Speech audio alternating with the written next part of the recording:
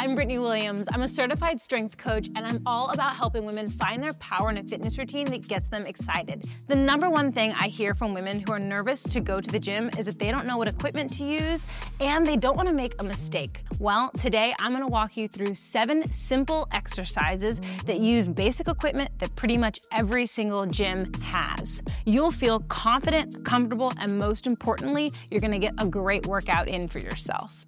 I'll provide weight recommendations, but always listen to your body. You'll know that you've selected a great weight for yourself if you can do 8 to 12 reps with good quality form and still feel challenged by those last few reps. Now, if you can easily do 12 reps, it's probably time to lift heavier weights. If you can only do 10 to 12 reps and it's feeling really challenging, it's absolutely okay to go down to a lower weight. All right, let's get started. We'll start with a dumbbell goblet squat. This is a great exercise to target your quads, your glutes, and your core. It is an excellent way to start your lower body workout without having to use a barbell. Generally, I recommend using a 12 to 20 pound dumbbell, and we're gonna do 10 to 12 reps today. So you'll start by grabbing your one dumbbell and cupping it underneath your hands, holding it like a goblet at your chest. You'll step your feet a little bit wider than hip width, brace your core, and stand up tall. Now again, think about slow and controlled tempo. Big inhale on the way down, take 1 to 2 seconds, pause at the bottom, and you're gonna exhale as you come back up. Again, inhale on the way down, bending through the knees, keeping your chest up, and then exhaling as you come to the top. Generally, your goal is to go as low as you can while keeping your knees tracking over your toes. Try to keep your chest upright without leaning forward too much. Think about just sitting down in a chair. Up next is a dumbbell chest press. This is a great exercise to target your chest and your triceps. All you'll need is a set of dumbbells as well as a flat bench. For dumbbell size, I recommend starting with 8 to 15 pounds. Now you may be intimidated by a chest press, and that's absolutely fine. I'm here to help. But this is a vital exercise to have a well-rounded upper body routine. Now to get into the exercise, grab onto your dumbbells and take a seat at the edge of your bench. You're gonna bring your dumbbells onto your thighs and roll to the back until your head is supported. You can either start with your feet on the ground, or if you like a little bit more core support, you can bring your feet onto the bench. Either is absolutely fine. Now when it comes to the dumbbells, you wanna start with your arms stacked straight over your shoulders. You'll start with your palms facing forward and then rotate them in slightly so you're making a wide V shape.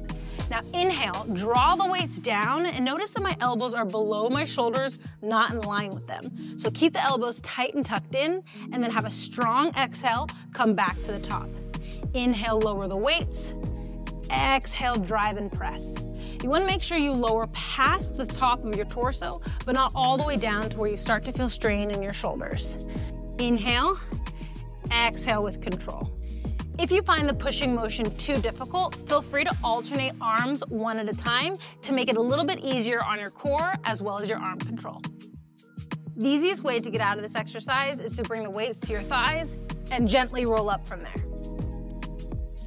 Up next is a Romanian deadlift, also known as an RDL. This is an excellent exercise for your hamstrings and your glutes. I recommend using 20 to 40 pounds to start, and we're gonna do 10 to 12 reps here.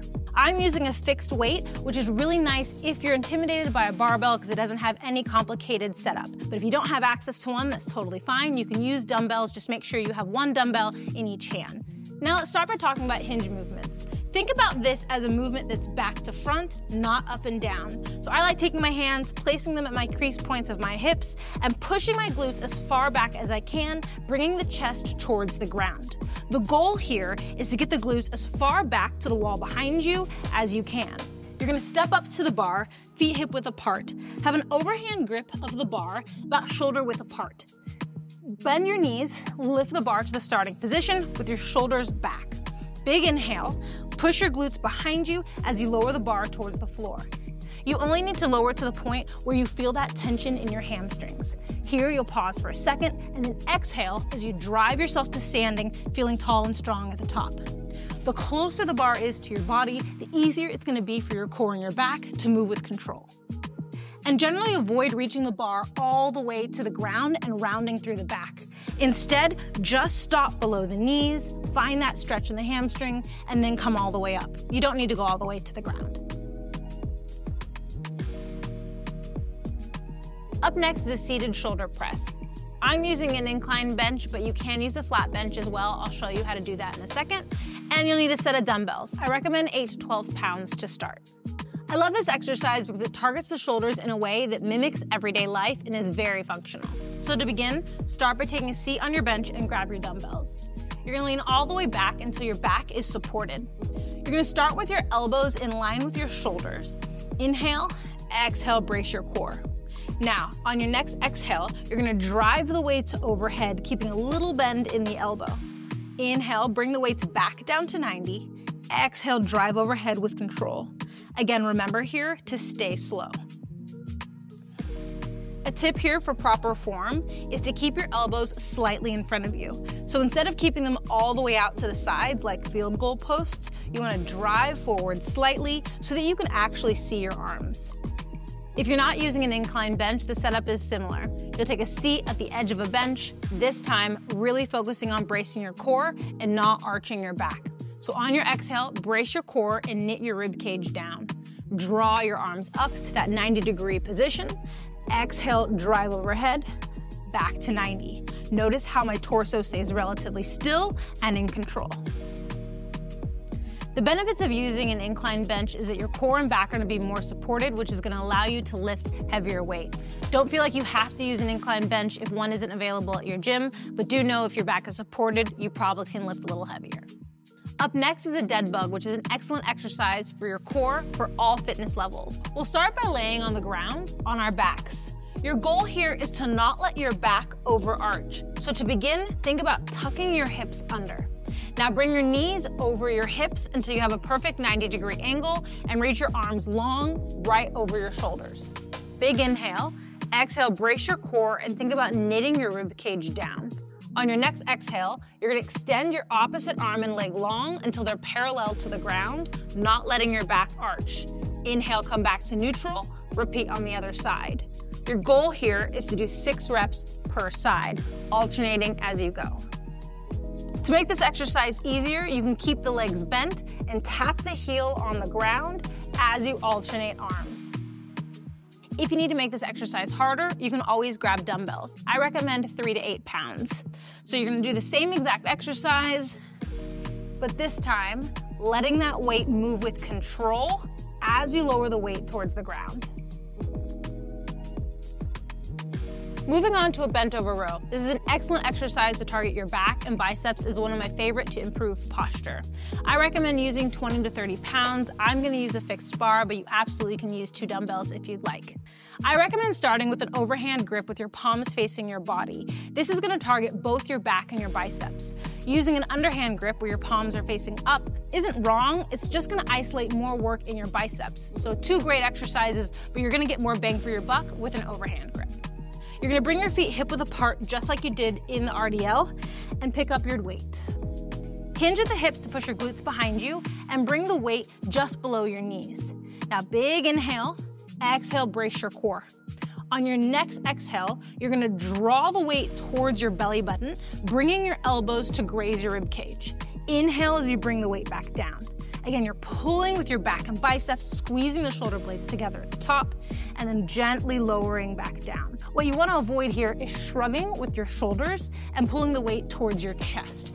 Instead, think of pulling to the belly button, having a slight pause here, find that burn in your biceps and your back, and then carefully lower down. If you have any back pain in this position, feel free to do a couple reps, come to standing, and then get back into the work. Up next is the leg extension machine, which is a fantastic exercise to isolate your quads. I also think this is a great machine to start with in the gym if you're nervous because the setup is pretty straightforward compared to some other exercises. I recommend 20 to 40 pounds to start. It might be easiest though to start with no weight or really low weight just to get comfortable with the machines. That's absolutely fine. Take your time. Don't feel like you have to rush the setup on a machine when you're on it for the first time. So first and foremost, you want to make sure that the chair is in the right positioning. In the back, there's going to be a place where you can adjust the chair. You'll know you're in good positioning if your knees are in line with the pivot point of the machine. So generally, most machines are going to have some sort of circular piece here. You want your knees to be in line with that point. Now you're gonna bring your legs underneath the bottom bar. You want the pad to be at your shins. So you'll also notice that there is a piece that you can adjust to move the bar down or up. Just make sure it's hitting right above your feet and isn't too high up. You can also adjust your range of motion here. So you can start with this bar a little bit higher or all the way back. Generally, you want your feet to be behind your knees at the lowest point and then be able to lift up to straight. So once your weight is selected here, you'll lean back, take your hands, grip onto the handle, big inhale, exhale, and then drive your legs almost all the way to straight. You still want a little bit of a bend in the knee, and then slowly lower the pad back down towards the ground. It's really important to go slow in this exercise and think about flexing through the quads or your thighs. Slow and control on the way down. Drive up, again, remember not to completely lock out the knee, and then slowly relax. A quick tip when it comes to foot positioning is to generally keep your feet relaxed. You don't want to point them or overly flex them, just have a relaxed stance. You want to exhale during the hardest part of the movement.